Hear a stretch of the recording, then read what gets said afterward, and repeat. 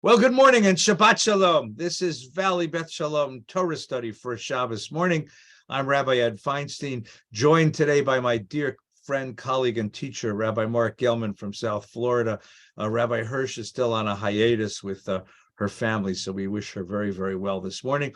We hope everyone is taking care of themselves. The weather is terribly inclement outside. So yeah, what the hell is happening out there? It's floods and locusts, raining and darkness and yes, exactly. My God! And it's coming your way, my friend. So don't. It's I don't coming. Think so. The jet stream isn't allowed into South Florida. That's probably true.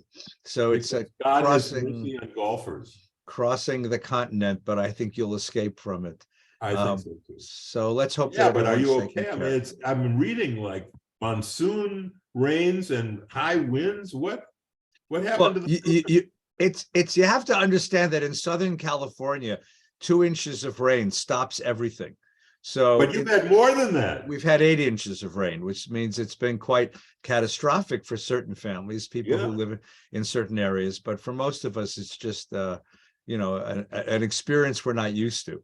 Well, look, there's a good side to this, because the only argument to living in California, and I lived there for 6 years, aside from being in your shul, which is the big argument, but aside from that, the only reason to live in California is that it has perfect weather. Now, if you have crap weather, which is what you've got, there's only one reaction that you can all have. Move by me to Southern Florida, where, well, forget the hurricanes. That's a little bit of a nuisance, but you got everything here. And lower taxes. I paid $2 and something for gas last week. What? Anyway, I'm glad you're okay, and I hope everyone else is okay. This morning, we open up a new book of the Torah, the second book of the Torah, the book of Shemot, the book of Exodus, and we begin the telling of the story that we're all very familiar with from the Passover holiday, the story of our enslavement by Pharaoh, and then our liberation from slavery by God through the agency of Moses. And Moses is introduced to us today, most interesting character of the whole Bible, introduced to us today. His birth and his early childhood and the development of his mission is introduced in this Torah portion. I want to make a suggestion that there is an underlying question being asked in this Torah portion, and we have some ideas about how it might be answered. You see, the name of each book of the Torah each book of the Torah takes its name in a very arbitrary way. It's simply the first important word in the first line. So the first word of Genesis is Breshit, and in tradition it's called Sefer Breshit, the book of Genesis. The second book is Shemot, because it's Ve'ele Shemot Bnei Yisrael. These are the names of the children of Israel who came down into Egypt with Jacob. The third book is Vayikra. God called to Moshe. The fourth, Bamidbar, in the wilderness. It's called the book of Numbers because it has a census at the beginning. And then the last one is Devarim, Ve'ela HaDvarim, Asher Diber Moshe. And the question is, is there any real relationship between the name of the book and the content of the book? And I think if you look carefully, you can find a very distinct relationship. It's coincidental, I suppose, but nothing's coincidental in Torah. No. So the book is called Shemot, which means name, which means it's a meditation on identity. What makes us who we are? What are the characteristics that define our belonging to a circle, to a community, to a people, to a project? How do we learn that identity? How do we maintain and sustain that identity? How does that identity grow and change over time? And that, I think, is what this book is really about. It begins with this idea that there were 70 people that went down into Egypt with Jacob, and then it lists all the sons. These are the sons of Jacob: Reuven, Shimon, Levi, Yehuda, etc. For an ancient Israelite, those are the names of tribes. And what the Torah is trying to tell you eventually is that before we were a tribe, we were families. We were a family. We were literally the children of Israel, the children of a man named Israel, a man named Jacob. So the first thing that unites us together as a people, the first thing that holds us in some coherence is that we have a sense of mishpacha, a sense of blood connection. We call that in English ethnicity. And that we maintain even to this day. We Jews look upon each other as part of the same family. We may argue with each other. We may disagree with each other. We may even resent each other, but we still see ourselves as responsible for each other. And that is a very important part of our identity as a Jewish people. That idea of family tie still is maintained. And then the next story in the Torah tells us the story of our enslavement and then the ultimate liberation from Egypt. And that is the story of, that means that our identity is rooted in a narrative, a story. The one who tells that story and tells it in the first person is part of the people, because the story and the lessons of the story shapes us as characters, shapes us how we see the world outside of us.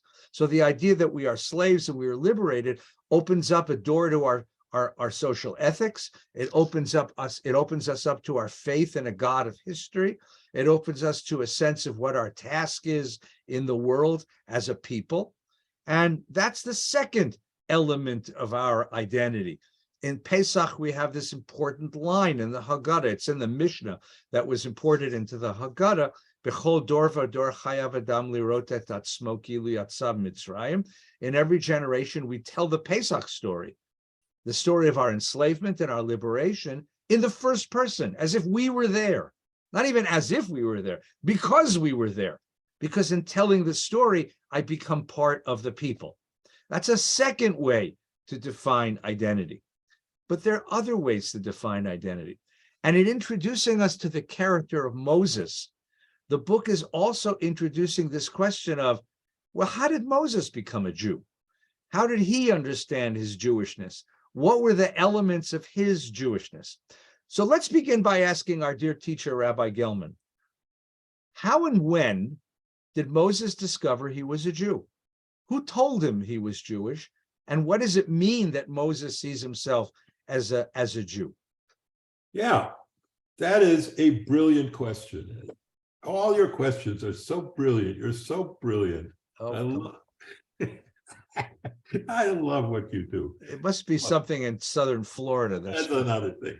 The point is, this is one of those things that I can't believe the commentarial tradition didn't take up, and they left it for me. I wrote a midrash on this, started out as a kid's midrash, and then Walt Disney stole it from me and put it in their animated feature, The Prince of Egypt, which is how they dealt with the question, which they had to in a cartoon that they made. Actually, it wasn't Disney. It was DreamWorks. It was Katzenberg. Well, that's right. They did Prince of Egypt. I worked on that. That's right. So it wasn't Disney. You're right. It was DreamWorks. And in the midrash, I said he had heard lullabies as a kid, and that he walked through the streets of the city and he heard the lullabies, and that was what. But basically, the question remains and stands and is provocative, and the commentators don't deal with it. And now here, let me set up what the problem is. How did Moses know he was Jewish? First of all, he's kept at home, and then for 3 months, and then he's put in a floating basket, and he's adopted by Pharaoh's daughter. And then he's nursed by his mother. And in all that time, of course, he's way too young to have that experience or know anything or remember anything. So he was too young to know he was Jewish. And then he grew up in the palace, where his mother wasn't allowed to come into that place, where no Jews were allowed to come into that place. And he wouldn't have ever known that he was Jewish, because he looked like an Egyptian. His name, Moshe, is an Egyptian cognate name, and we hardly have any names in the Torah that are Egyptian cognates. And so anyway, he goes out one day and he sees the suffering of the Hebrew slaves, of the Jewish slaves. And the phrase in the Torah is Vayetze el Echav, but that's an editor's comment. It didn't mean he went out and he saw the suffering of those people he knew to be his brothers. This was the fact that he was going out and seeing people who were in fact his brothers, but he didn't know it. And so we don't know if Moses knew that he was also Jewish, but it's clear he didn't, pretty clear to me. Then he kills the taskmaster, buries him in the sand, and the next day he gets hell from two fighting Jewish slaves who ask him, why'd you kill your fellow Egyptian? So they don't think he's Jewish because, of course, he looks Egyptian. Moses could have answered, if he knew he was Jewish, what are you talking about? I'm your brother, Ani Yosef. I'm Joseph, your brother. No, I'm Moshe, your brother. No, he doesn't say that. He doesn't say I killed him because I'm Jewish and you're Jewish. So he still didn't know. Pharaoh finds out, Moses flees into the desert, goes and meets a non-Jewish tribal leader, Jethro. Had no idea he was Jewish. Moses still doesn't know he's Jewish. Becomes a shepherd, marries Jethro's non-Jewish daughter, Zipporah. Moses could have required a Jewish ceremony, or Jethro could have said at their wedding, and the God of Abraham, Isaac, and Jacob, may your God, may he bless you in addition to my God. Doesn't say that. Still doesn't know he's Jewish. Then he's traveling around with the sheep and he sees the burning bush. And God speaks to him and says, hello, Jew boy, you are Jewish. I am the God of your father, Abraham, Isaac, and Jacob. And Moses is told to go back to Egypt. And he says, go back to Egypt, free my people. So now Moses knows he's Jewish. Jews are God's people, but nothing else. There's also the Jewish thing he learned. He could argue with God. No, don't send me. No, I'm busy. I got a golf game tomorrow. I am not going. And he says, I don't speak well. So he has that arguing with God thing. But he knows he's Jewish, but that's all he knows. Then comes the story that even Huber didn't understand how to interpret. And that's Exodus 4, where God tries to kill Moses immediately after telling him to go back to Egypt to free the people. What? Really? What? And it's on the trip back to Egypt.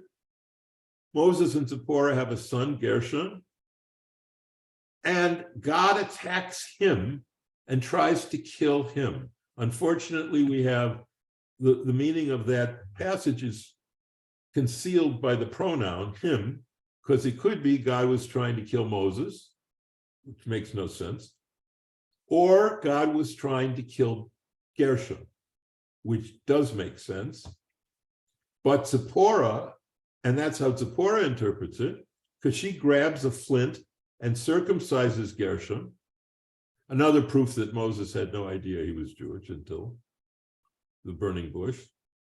She circumcises Gershon, throws Gershon's foreskin at his feet, presumably Moses' feet, because God doesn't have feet, and says, you are a chatam damim, you are a bridegroom of blood to me because of the circumcision. Moses continues his journey, he gets the people out. So what do we learn from how Moses learned he was Jewish? First, he acted on Jewish values without even knowing that they were Jewish. And that value is freedom from oppression, that he acts on behalf of the oppressed slaves. And only then does he speak to God. He speaks to God. And then he argues with God, and then he made his family Jewish. And then he fulfilled his destiny by going back to Egypt. So what I believe about all this is, Eddie, that the steps of Moses to Judaism and the Jewish people are the same steps we take in our own lives to learn how to be Jewish.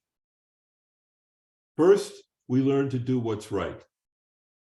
Not what's in the halacha, but just do what's right. Ethical behavior precedes ritual practice. Lighting candles is not enough. Tzedakah box is important, but its essence is ethics. Second, we must hear God speaking to us personally. No matter what your experiences at home, whether they were good or bad, whether you had a good bar mitzvah experience with Eddie, or a bad bar mitzvah experience or bat mitzvah experience with me, which is likely, whatever it is, it has nothing to do with it. You are Jewish when you meet God at your own burning bush. And that burning bush could be the death of someone you love. It could be walking on the beach and feeling the Spirit of God enter you. It could be a meditation session. There's 1,000 million different ways you can meet God because God is everywhere. But whatever it is, you have to have that experience of the bush where it's, I am yours, God, and God, you are mine. That connection is critical to how we learn that we should be Jewish. And our history means nothing unless we see God as the mover of that history and ourselves as its object. And then the third element of how we're Jewish is we must make our families Jewish in order for us to be Jewish. We don't do it for our families.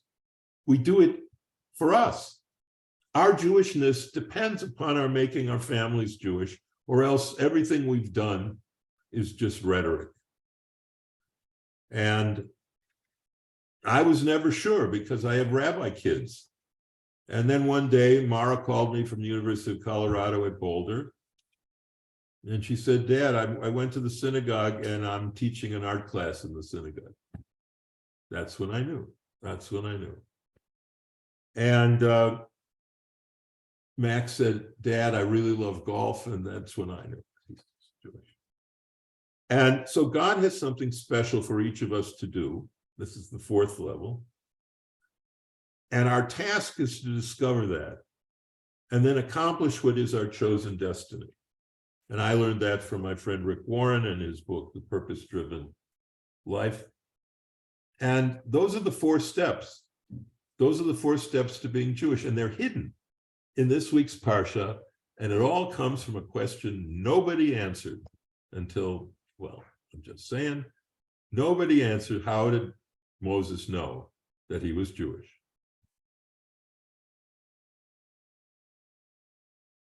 Well, what a sermon. What a wonderful sermon. That was terrific. I think it was one of those things that I didn't actually think of. No, I think it's very It was true. something that was given to me. That's it. That's how I would. So here's the thing. So first of all, I think it's got a great deal of value to it. There's a great deal of ambiguity left in it. And okay. I think that's on purpose. I think that the Torah on purpose opens up your question and doesn't answer it explicitly, because it would be easy to answer it explicitly. Yeah, as you said, at any point along the way, Moshe could say, I'm one of you. This is who I am. Yeah. Right? At any point along the way, in the movie, by the way, for those of you who like Midrash, in the movie, The 10 Commandments, and in the movie, Prince of Egypt, there's a moment when he says, I'm a Jew. There's a moment when I'm an Israelite. Jew is anachronistic. I'm an Israelite. In the movie, they establish a moment of identity. But what you've suggested is that it's a process. It's a process of growing into an identity, growing into a recognition. And that's very important, that it's a process which isn't just a genetic process. It's not just that he identifies who his biological mother is and says, whoa, now I know I'm Jewish. It's a matter of adopting a certain attitude toward life, a certain faith in God, a certain sense of one's destiny. And that, I think, is a very sophisticated idea of Jewish identity, which is implicit in the text. But the ambiguity is important to me as a text itself, because for many of us, it takes a while to learn who we are. It takes there's a series of experiences to say, this is who I am, and here's where I belong in the world, and here's what my destiny is. And I think that you've captured that in the way that you construct Moses's career. I appreciate that, and I also think it also puts a beautiful little light on the problem of Jewish identity, which you and I have spoken about often, and that is, what do we do with people who've never had a burning bush experience? Right. What happens? You grew up in a Jewish home. You say, "Are you Jewish?" Yeah, I came from a Jewish home. Yeah, that's missing. That's good, but it's missing the burning bush where you forge a connection between God and you. And for me, I remember the moment. I remember, I'm a Hebrew major at the University of Wisconsin, and I go to Israel and I meet Nelson Glick, and he takes the president of Hebrew Union College, model for Indiana Jones, head of the OSS during World War II, who won World War II. We'll talk about that some other time. Nelson takes me up to the roof of HUC. It was before the Six-Day War. He says, "Marc, look over there. You see it's the old city. And the Muslims believe that this is the axis mundi, the navel of the universe, there, right there at the wall." And he looks at me with his big eyebrows, tall man, blue eyes, very imposing man. And he says, "I believe they're right." And I had this feeling, yeah, Nelson, I agree.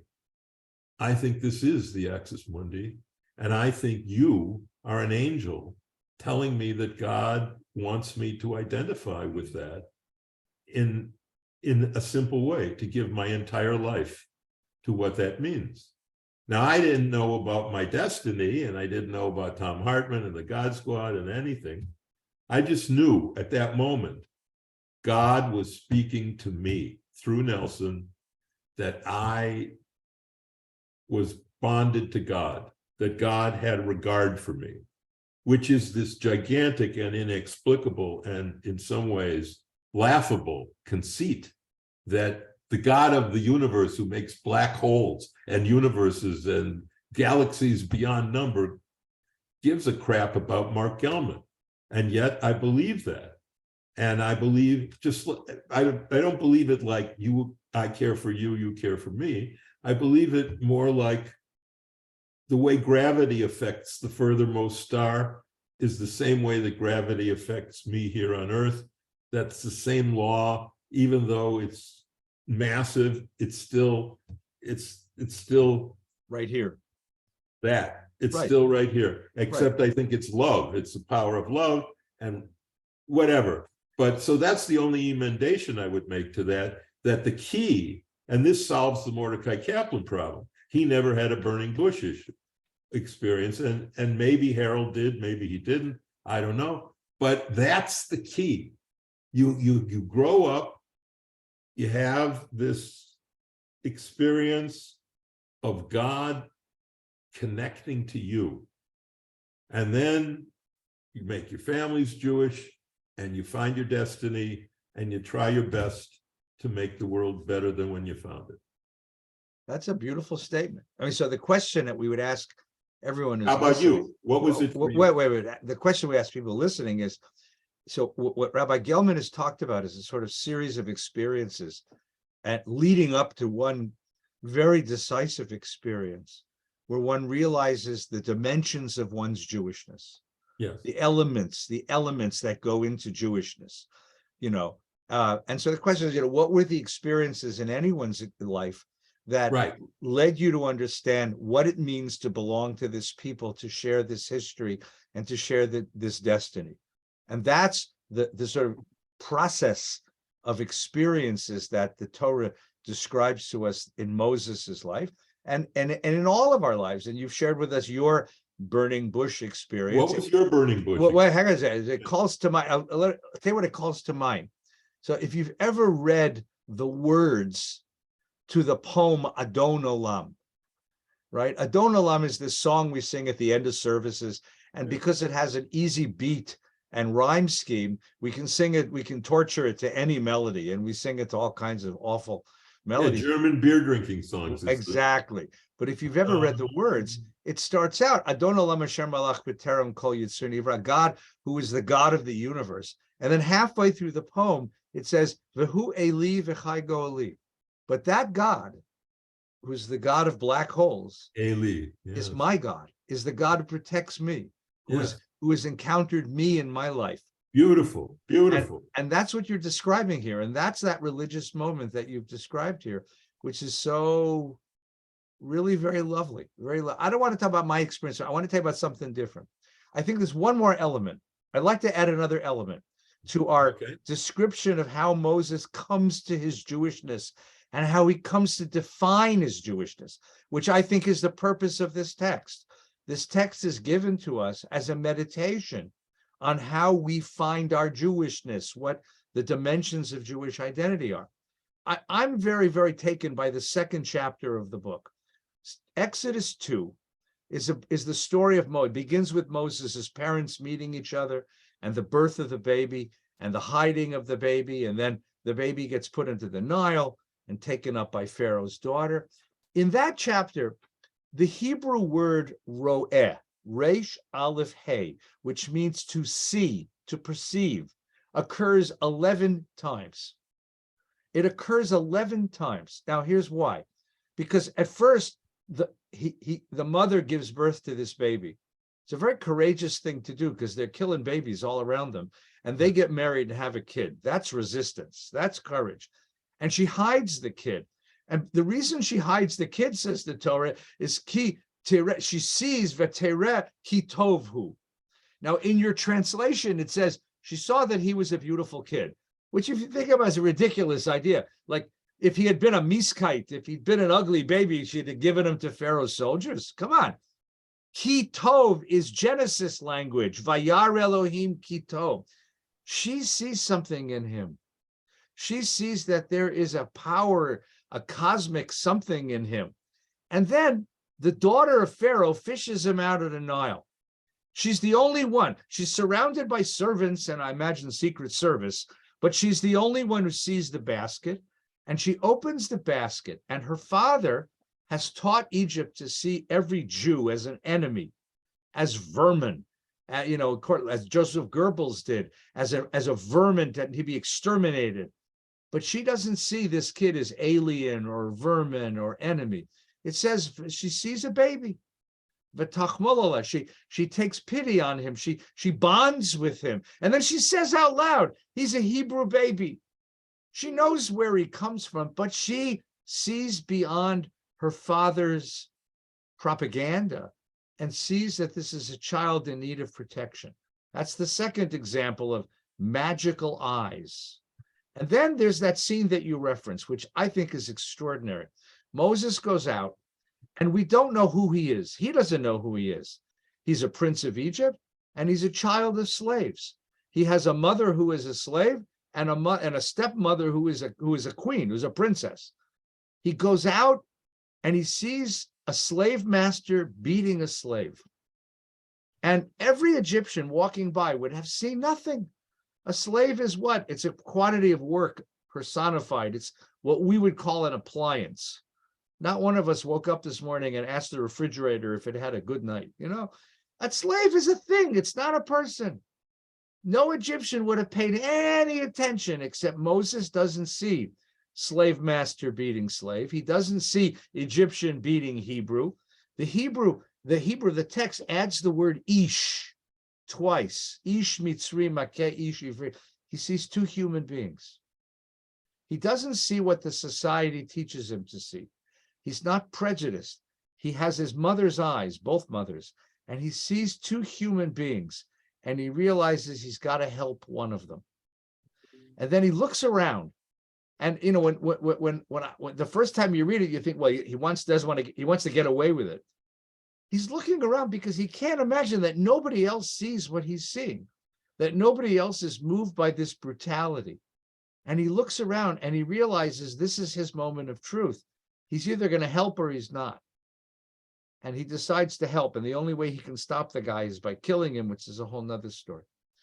The question there is, in addition to what you've described to us, to be Jewish, the text is telling us, is to have these eyes and to see human suffering and to see it without all of the masks and the screens and the rationalizations that we attach to it, right? And to see it, and to really see it. If you've ever walked the city with a little kid and they see a homeless person, we've gotten used to seeing a homeless person, but my little kid doesn't know that.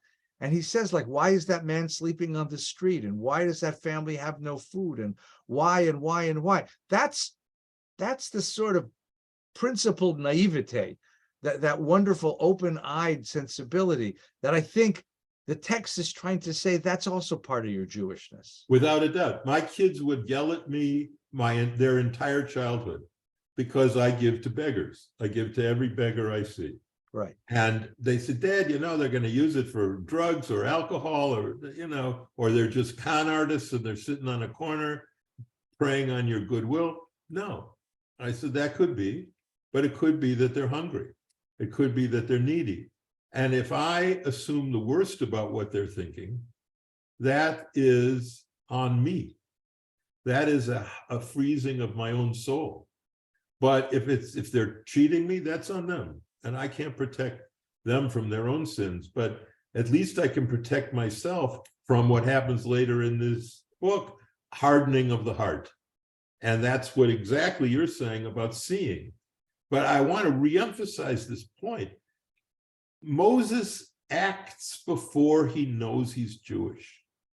He acts because it's right to act. And at that moment, God knew exactly who to choose. In fact, I would go further. I would say, Eddie, as soon as Moses killed the taskmaster, God knew there was only one person in all of Egypt who God could call on to lead the people to freedom.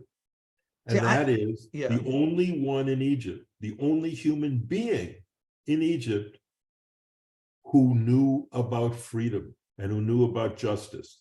And that was Moses. Yeah, I don't know. He acts before he knows he's Jewish, but that line, when it says he sees Ish Mitzri Makeh Ish Ivri, sees an Egyptian man beating to death a Hebrew man, and then the next word in the Hebrew is me'echav. And no, that's a commentary. Now, no, it's in the text. It's in the text. Yes, but that's not Moses who says it.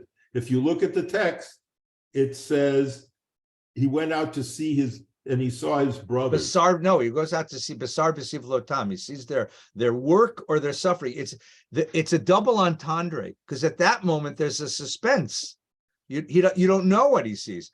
I'm not saying, Mark, I'm not saying that he at that moment discovers his Israelite identity, but at that moment he makes a decision. Who's he going to identify with? Is he going to identify with the taskmaster or with the slave? Are you going to be the hammer or the nail? Which is it? Which is it? Are you going to be the perpetrator, or who do you have an affinity with, the perpetrator or the victim? I don't know if that's the beginning of his Jewishness, but I think that's an element in the building of his identity. When suddenly he identifies with the victim, he identifies with the slave because he perceives the humanity of the slave. Yeah, but I still want to keep on the point. Vayetze el Echav, and he went out to see his brothers. But the question is, who's his brothers? Egypt, the question or is the Israelites? Who's saying that? Right. It's not Moses who's saying that. It's the voice. I think that at the end of the sentence, when it says he identifies with the slave at that point, not as an Israelite, he identifies as a human being in trouble. Yes. That's exactly the point. That in fact he acts first out of a sense innate, what we would call natural law, and that is, I think, the key element, that you don't see helping somebody as a Jewish thing. You see it as a correct thing, an ethically proper thing to do, the right thing to do, and then and look at the history here, Eddie. Look, this is the first time that someone acts on a spiritual principle and then is contacted by God. In all the other cases that we've read, it's God contacts them and then they go on a journey or whatever, Lech Lecha or whatever, and stay in your town and get a wife, do this, do that. It's always God talking to them first. Right. In this case, it's they act first. Moses acts on behalf of freedom first, and then God acknowledges that act later by putting down the burning bush. Right. And the question you asked me, so I can't tell you that I had a burning bush moment, but I can tell you there were a series of things in my life I've always grown up in a home that was intensely Jewish. And if I had to choose one moment in that panoply of experiences, is that when I was a kid growing up, we had to be at the Shabbos table on Friday night, right? Yeah. 6:30 Friday night, you had to be at the table. As I became a teenager, the rule was, number one, you could go out afterwards. Yeah. So my brother went the same house, the same rule. And number two, that you could bring anybody to the table you wanted to. And Friday night became a scene in my house. We served a huge dinner because my dad was a baker. We had a 4-course dessert, and all my friends from the neighborhood would come by because my pop, you know my pop, my pop would sit at the table and ask a question, much like you do. He would ask a question. He would talk about civil rights for African Americans or the war in Vietnam or feminism. And we would have a huge discussion at the table. And my friends from the neighborhood, even my non-Jewish friends, would start coming. In fact, when I went off to college, they kept coming. I would call home on Friday night, and Mom would say, "Oh, your friend Bobby's here. Bobby's Chinese in origin." I say, "Put him on the phone." It's like, "What are you doing there?" He says, "Go, they don't make kiddush in my house. That's why." That's hilarious. Because they loved the table, the conversation, the seriousness, and the love of the conversation. Okay, that's great. And I would say, that's wonderful. However, I would ask this. Did you feel at that moment that this was God talking to you? Or did you feel at that moment you were the child in the home that was a joyous, loving Jewish home, but you are a kid in the home? What I'm talking about with the burning bush, I hear you. There's no family, there's no challahs, there's no anyone. This is very much the way my faith, as you know, is constructed. I have a deep personal belief in God. I have a belief in a personal God.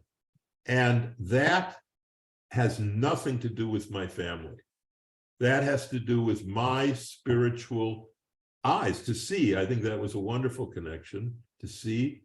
I saw that God had a love for me. I saw it in my heart, not through my eyes, obviously, but through my heart and soul. And from that point on, I knew that I was connected to God in some way. I didn't know my destiny, which is the fourth step, because who knew then? I thought, at first I was going to make a revolution in America and bring Che Guevara there. I didn't know. I was stupid. No, we all were. It's okay. Well, maybe we were. I think, yes, we all were. But eventually I realized my destiny was to make more Jews and to revive the art of Midrash in our time.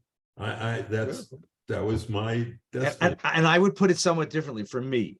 Yeah. I realized even as a kid sitting at that table that there was something sacred going on.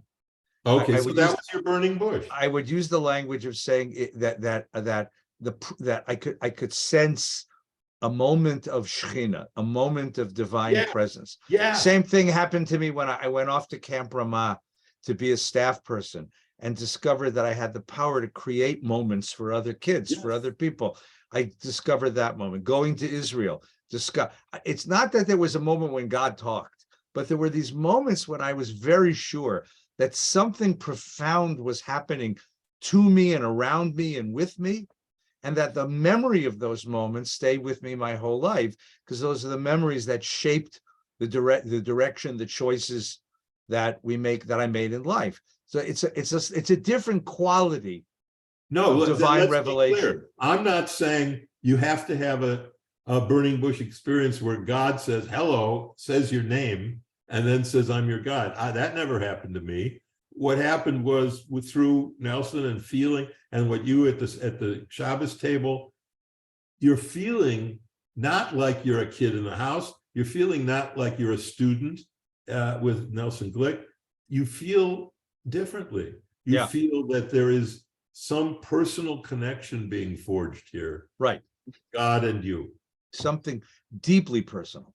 Deeply personal that you carry with you. And even in the other moments, what's wonderful is the description that say Heschel has of religion, is that in the quieter moments, in the prosaic moments, in the boring or trying moments, the memory of that closeness stays with you and gives you the strength to push through.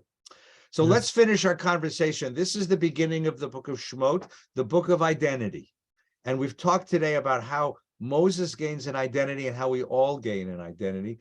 We'll pick it up next week when we'll talk about this whole experience of slavery and freedom. Marc, I want to note, last week we spent the entire session celebrating the legacy of Abraham Joshua Heschel, whose yahrzeit was celebrated last week, 50th yahrzeit celebrated. This week, I want to celebrate a different Jew who I think has made a profound contribution to the Jewish world, and that's the singer Debbie Friedman. Yes. Debbie Friedman's yahrzeit is this week, and it's sad because she left us way too early. But Debbie Friedman was one of the initiators, and many people credit her being the sort of inventor of a whole, not just a whole body of music, but a whole genre of new Jewish expression, of new music, of new expression, of new ritual. Her melodies are sung everywhere.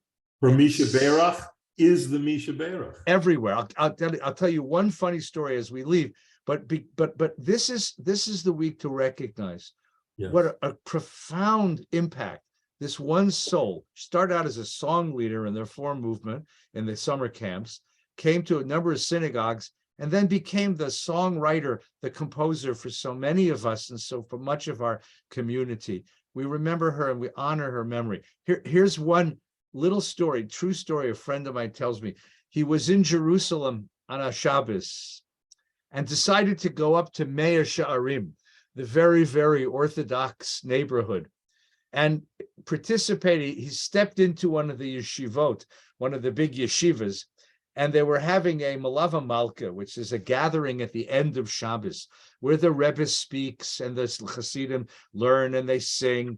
And at the end of the Malava Malka, the Rebbe turns to one of the Hasidim and says, Reb Shlomi, lead us in Havdalah. Lead us in Havdalah. And Reb Shlomi says, Rebbe, I bring to you an ancient nigun, an ancient melody, which we've just recovered and rediscovered.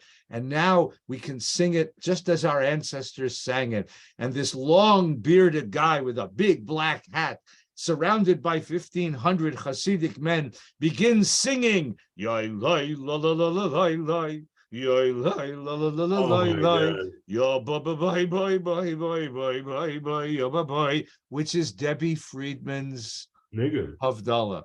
A Reform female song leader from America now finds her melody entrenched in the Hasidic circles of Jerusalem. Tell me there isn't a God who has a sense of humor. Yes. Marc, have a wonderful week. Shabbat Shalom. Shabbat Shalom, my friend. Take care.